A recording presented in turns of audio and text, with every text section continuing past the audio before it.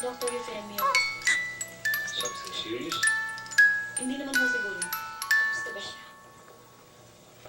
You can be honest with me, Doc. Kaya ko nang tanggapin. Handa na ako. Gaano katagal? Isa? 2 buwan?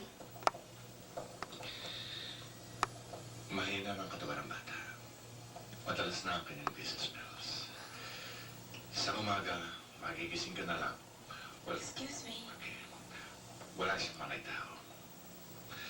Pwedeng malakas siya ngayon, bukas iba. Traidor ang sakit niya. I'll see what I can do. Thank you. Bye.